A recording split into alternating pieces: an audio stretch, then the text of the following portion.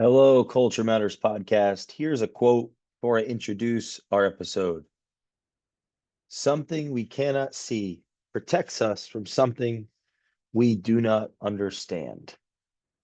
The thing we cannot see is culture in its intrapsychic or internal manifestation. The thing we do not understand is the chaos that gave rise to culture. If the structure of culture is disrupted unwittingly, chaos returns. We will do anything to defend ourselves against that return. Preface: the maps of meaning, the census ad inferos.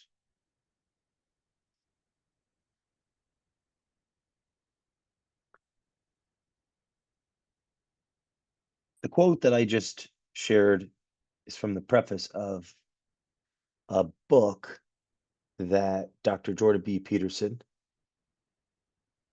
wrote over at least, or something to the effect of a 15-year period. Supposedly 3 hours a day, 15 years. It's more than just a book. It's like an elongated. It's like a series of books mapping out the architecture of belief and why people believe what they believe and what evil is and how to navigate through life. And it's attempting to address philosophical and psychological questions, human conundrums through a neuroscientific, psychological, philosophical, theological, mythological lens.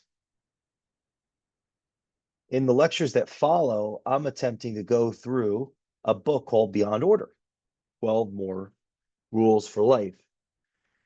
A book that came out after the 12 Rules for Life, an antidote to chaos. I believe that was the subtext, an antidote to chaos. 12 Rules for Life, representing order.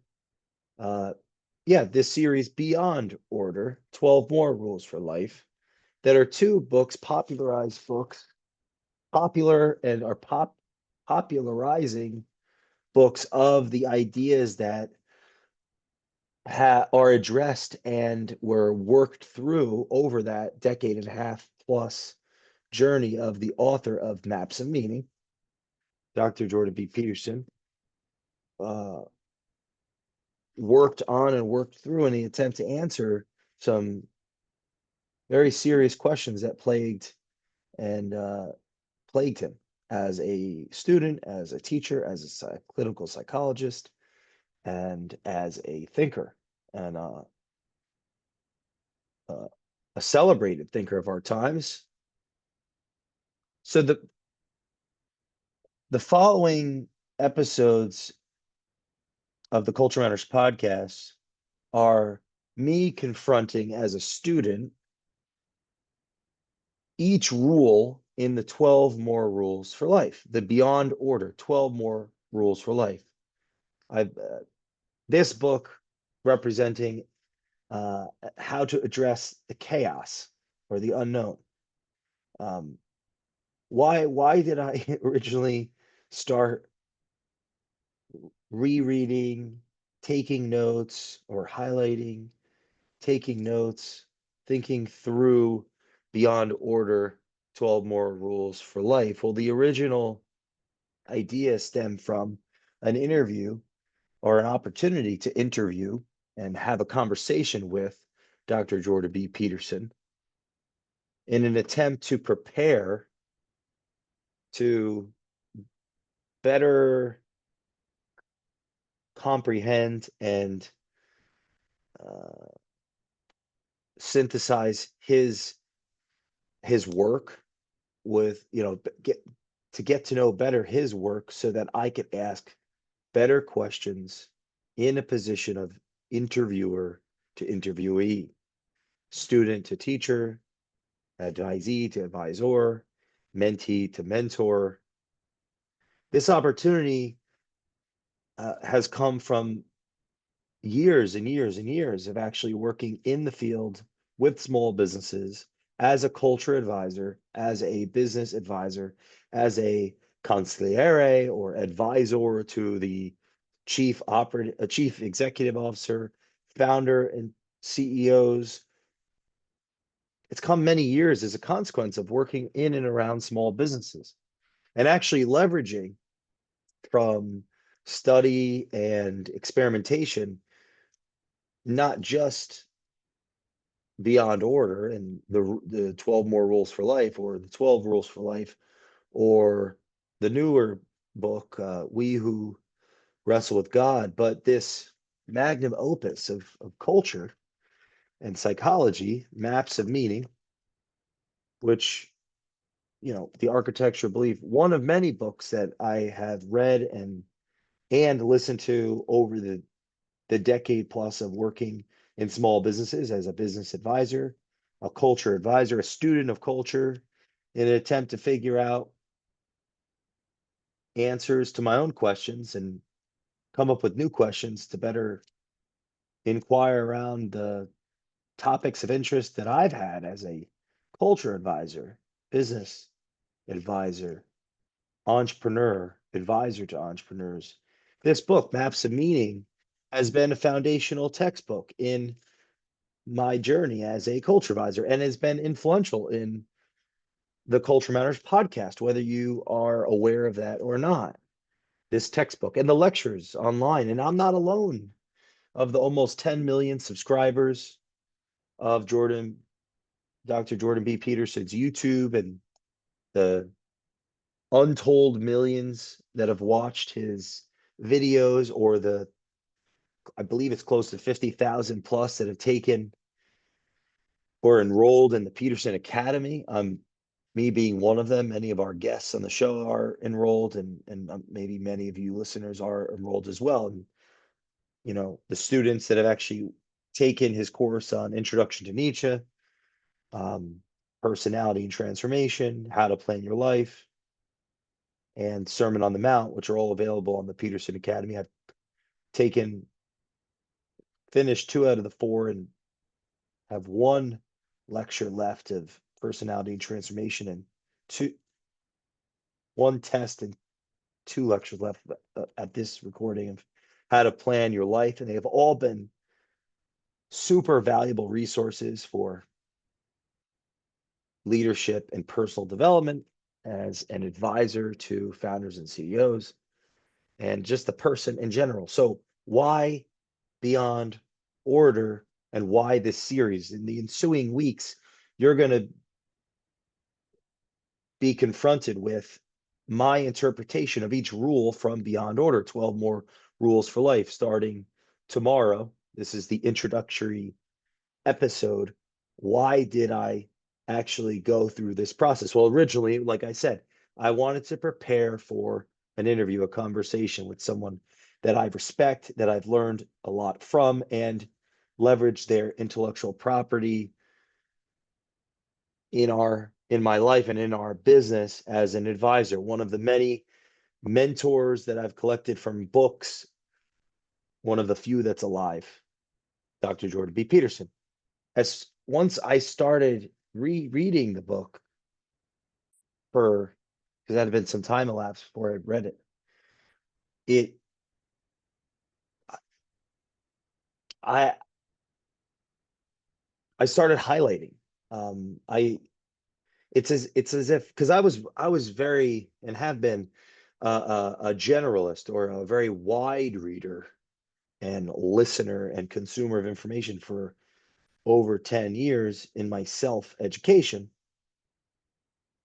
But I went deep, and likely it was this anchor, this psychological anchor of this opportunity to meet a mentor, to meet a teacher, to have a conversation with someone that I've learned so much. That anchor led to a great, I think, implicit accountability, or a call to responsibility, a call to great seriousness. And I picked up a highlighter intuitively and just started on that journey. What are these rules? Rule one, I started rule one, do not carelessly denigrate social institutions and creative achievements. And I put the highlighter to what stood out. Why this I'm sharing with you, that's not something I otherwise would have done in the past. In my meanderings, philosophical quandary, anxious musings around books and audiobooks, fluttering from one to the next, in an anxious disarray, the unschooled self learner, autodidact, podcaster, consultant extraordinaire via the interwebs, self-taught. I wouldn't have done that in the past. Maybe you're listening to this and reading leads to angst, listening leads to your mind wandering, and you don't consider yourself a learner or a student or smart enough or good enough around learnings. Well, as a self-taught person, I can tell you, having the highlighter in hand helped me focus. Having the mentor in mind led to accountability, and desiring to teach the information led me to responsibly take notes, like willingly, as a willing participant. And so I read this this why it started with, okay, let's prepare for this conversation, to understand the information better, to ask better questions, to lean in and follow curiosity. I've always found that if I know enough, if I've done the research, right? Abraham Lincoln said, if I have 6 hours to chop down a tree, I'll spend 4 hours sharpening my blade. If I spend the 4 hours, invest the 4 hours sharpening my blade, and I know enough, I can ask better questions. In the Culture Matters podcast, you see this in interviews when I do a culture map before each interview, where I break down the biography of the guest by dates and with timelines and in different arrows and lines, and put different all the information that I gather along the way, and it helps me map out the person's life, events during their life, what they studied, what they didn't study, what their interests are, what they aren't, what they know. And then I come to different conclusions, and then use those conclusions to ask open questions to follow and pursue my curiosity,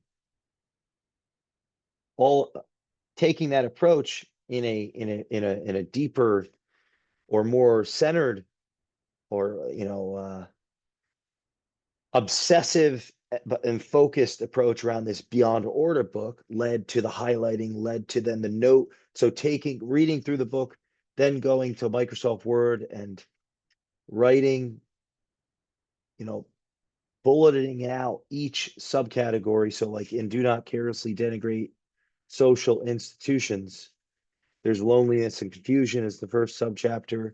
Sanity as a social institution is the second. The point of pointing is a third. What should we point to as a fourth?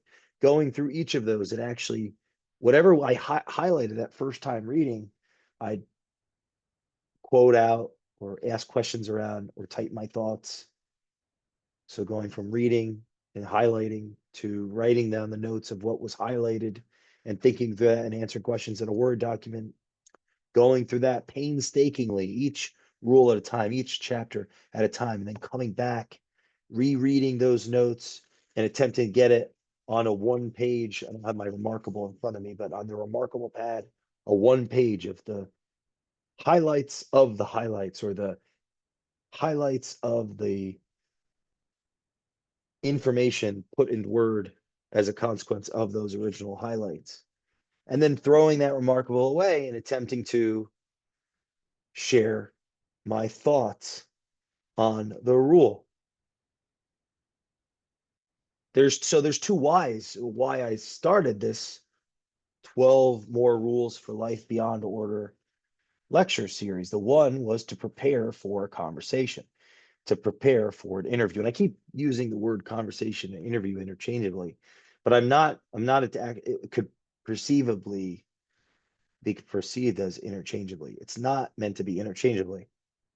It's a consequence of the angst of is it an interview or is it a conversation? I'm not sure yet. I'm not sure yet. I'm still figuring that out. I won't know until I'm there, until I do the due diligence with the audience to figure out what do they need to know? What do they think they know? What do they already know? What do they think they know that they don't? What do they think they know that they do? And how prepared am I? And what do I know? What do I think I know that I don't? What do I know that I do? And what do I not? What do I know that I don't know that I can't, that I won't anytime soon, or maybe I can't? Somewhere in there, there'll be an interview and a conversation, and I'm not sure which one it is yet. So that's why I keep using those two interchangeably. But why I continued going through the series, I believe, is I'm growing, I'm evolving, I'm going deep in this book has been inspiring and necessary, timely, freeing. It's been therapeutic. It's and that goes to the premise of the book, beyond order. I think what part of what that could mean is how to take on voluntary suffering, how to navigate the unknown, how to actually move into your potential, how to move into the future, which has a relationship with our potential, with our true destiny, with a capital T, in the sense that when we are moving truthfully into the unknown, our destiny opens itself up. It's not just a repeated pattern of things that have happened in the past, or yeah, a repeated pattern of who we have been, that we continue to be in response to not being humble enough, or rooted in faith enough. And I don't just mean faith as some like religious concept, but a faith as a behavioral phenomenon, a pursuit of truth with a capital T. This book is an attempt to help the layperson, like anybody, address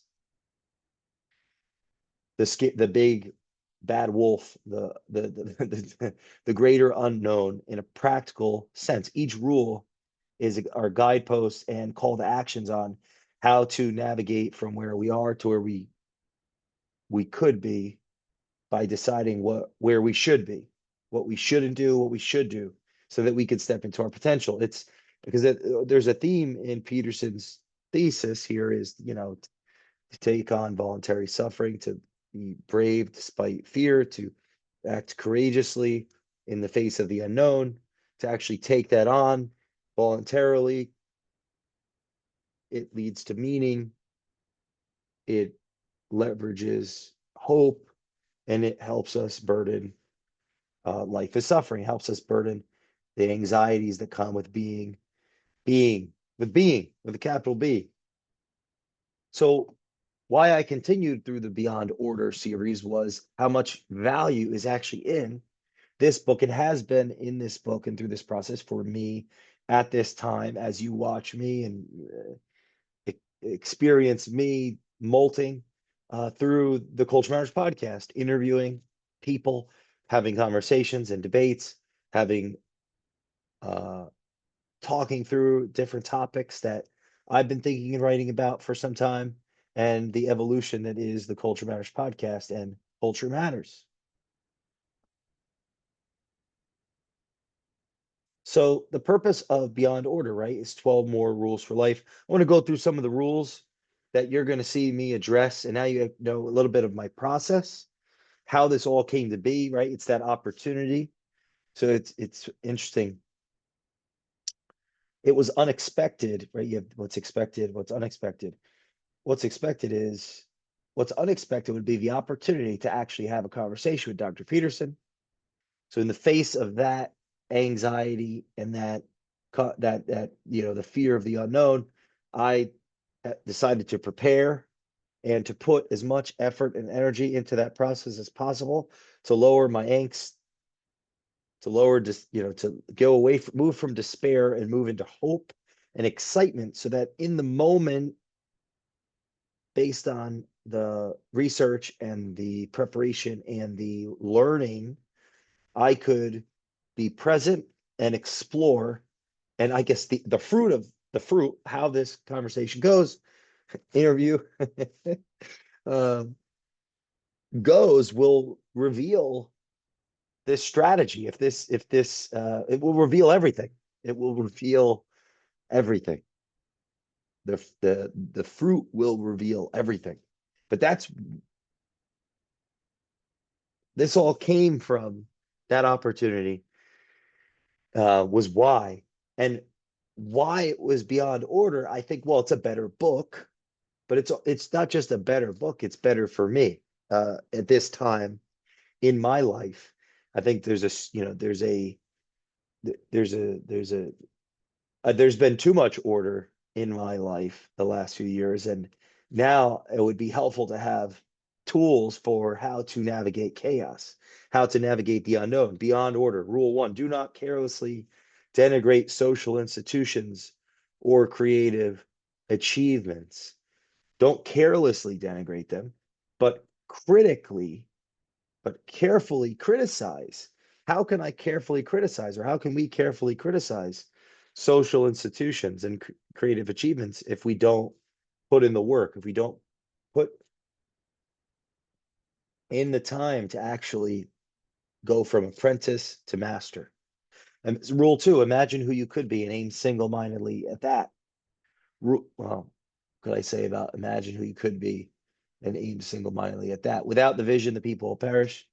We have to have an aim. We have to have a goal. So in this capacity for this interview, the goal is to do the best job possible. Even if I can't articulate what the best job possible looks like, it's something to the effect of uncover the truth, discover something new, go beyond. I don't even, can't actually know what that looks like.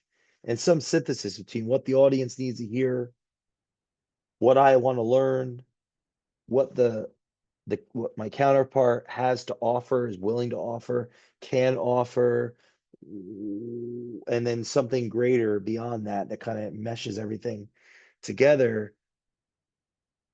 What else could I do other than prepare, which is to study, which is to think, to write, to read, to think, to write, to develop, to listen to hear what is unsaid, to speak, to let go. All the things that we talk about in the Culture Matters podcast, 30 Days of Thought.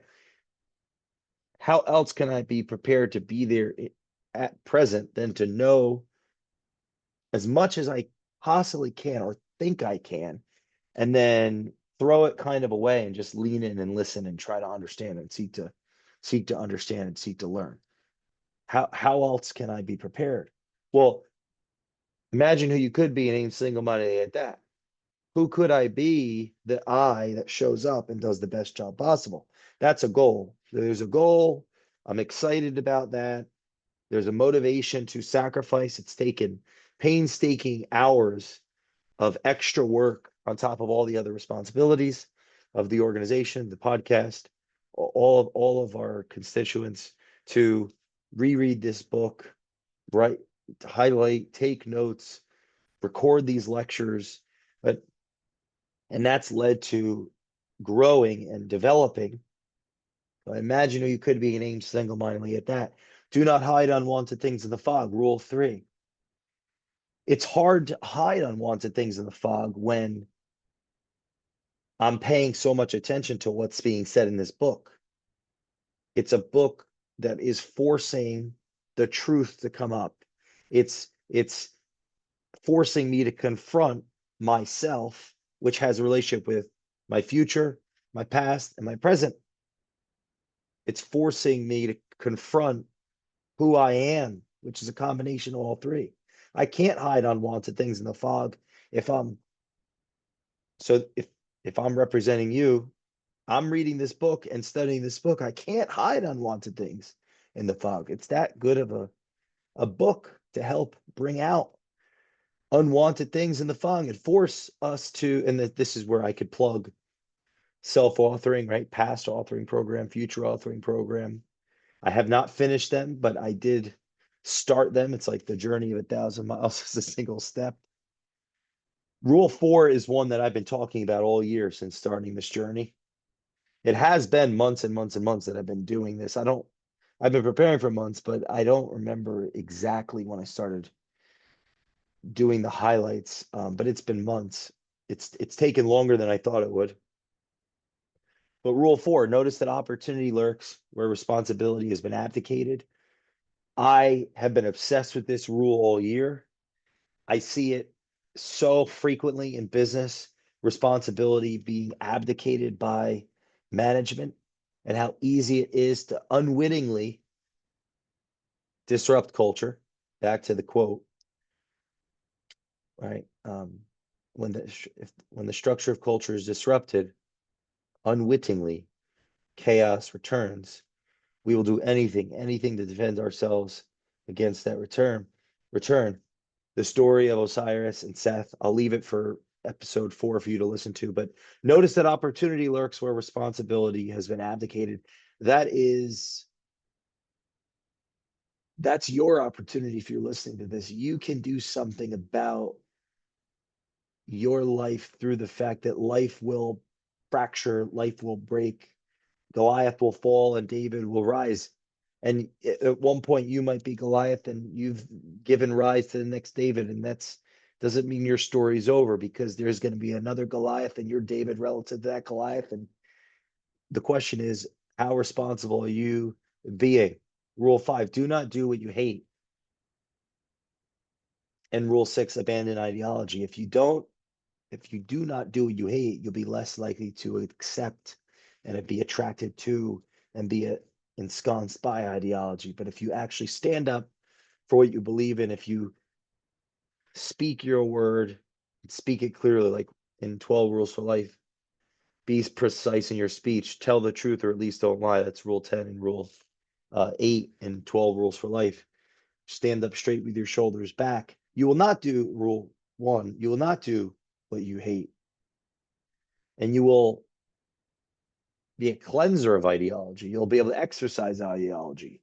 Your truth will set others free, not just yourself. And that is a consequence of that's more than power. It's like courage, bravery, truth with a capital T. That is it's like such a bright light that power can't overwhelm it. Power can't overwhelm it. Materialism can't overwhelm it.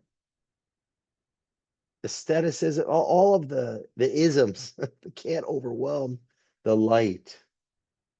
It immediately is true. It's immediately seen as true. It's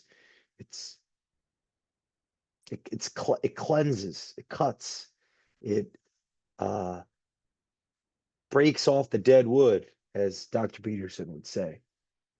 Rule 7: work as hard as you possibly can at least one thing and see what happens. I think the spirit of that rule has been this impulse to pursue these rules in preparation for this conversation, this interview, um, this dialogue with a teacher, with a mentor, with a advisor, with a someone farther along in their journey that I could learn a lot more from.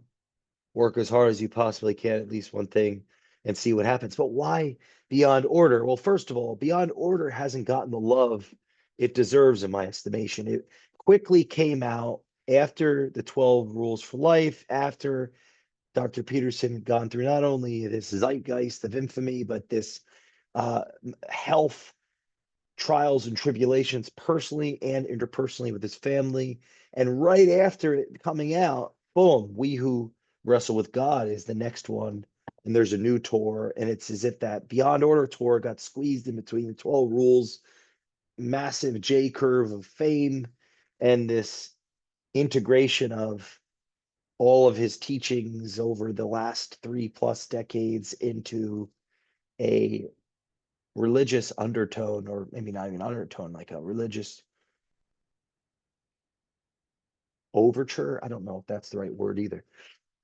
But it kind of got squeezed in there, and it's the combination of 12 rules for life, beyond order, and we who wrestle with God that really, it's like if there was a hologram, maps of meaning would open up, and if you're watching this visually, you'd see 12 rules for life pop up, beyond order, we who wrestle with God. It would be like a diamond above it. It'd be like, 12 rules would be on the right side, beyond order would be on the left side, and then the diamond would be the we who wrestle with God. And they all kind of, there's, it's the dragon of chaos on page 145, circling its, chasing its tail, order, chaos, wrestling with God is how we not balance, but spiral upward in the pursuit slash running away, or backing away from the truth. We're pursuing truth and backing away from truth simultaneously, as it claws at us from the outside and rips out of us from the inside. Anyway, beyond order is a call to action, to actually how to take responsibility, how to move forward into the unknown, how to voluntarily take on suffering, how to represent and embody the idea of the individual as the intermediary between order and chaos, the intermediary between what is and what could be, by radically accepting the should be, right? by by instantiating certain behaviors and rituals, and embodying stories, specific stories from the biblical text, for example, to be the best possible version, the best possible version of an individual of truth as possible in your lifetime, when there's lots of other versions of truth,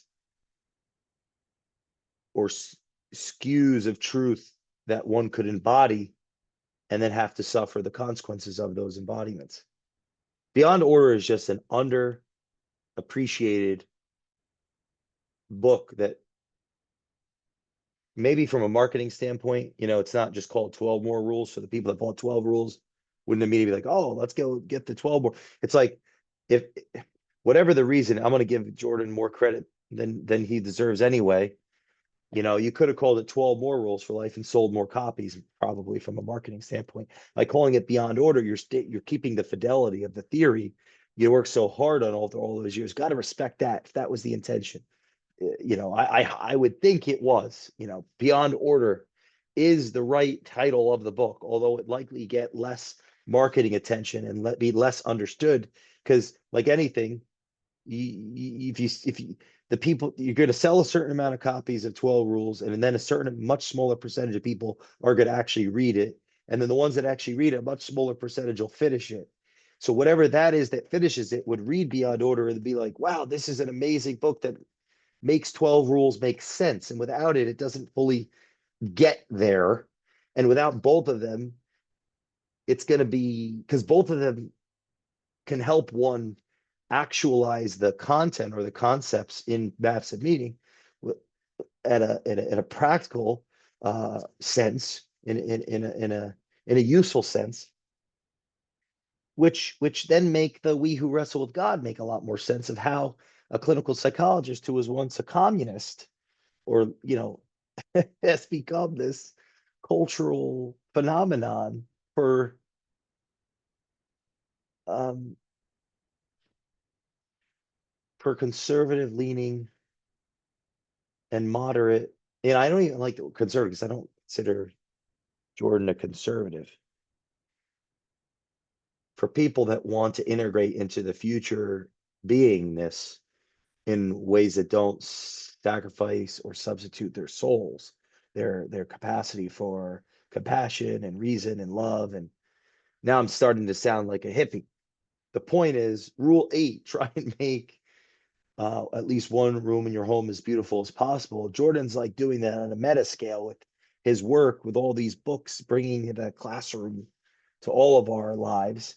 And I'm attempting to summarize and interpret through the lens of a culture advisor and a business analyst and a consultant and the founder of Culture Matters, working with businesses, conceptualize and interpret it through that lens so that it's practical and there's value. And maybe it introduces you to the topics through the Culture Matters podcast. This introduction has already been way too long, but I'm glad that I've done it, because the ensuing weeks that you listen to Rule 9, if old memories still upset you, write them down carefully and completely. Rule 10, plan and work diligently to maintain the romance in your relationship. Rule 11, do not let yourself become resentful, deceitful, and arrogant. And Rule 12, be grateful despite your suffering. I hope that you get as much out of these rules as I have going through this process of reading to think, writing to develop, listening to hear what is unsaid, and speaking to let go. From Beyond Order, as you can see, the book is beat the hell up. 12 more rules for life. Please enjoy the next 12 rules. Go listen to Rule 1. Do not carelessly denigrate social institutions or creative achievements. Pick up maps of meaning and get going on that. And understand that this work has been highly influential in the Culture Matters podcast and Culture Matters as a business advisory firm for almost 10 years. And it's about damn time that I share it and talk about it. Please share this with someone that likes Dr. Jordan B. Peterson, or those that may not know him yet or think they do and don't understand his great work. Leave us a review on the Culture Matters podcast. We will see you next time.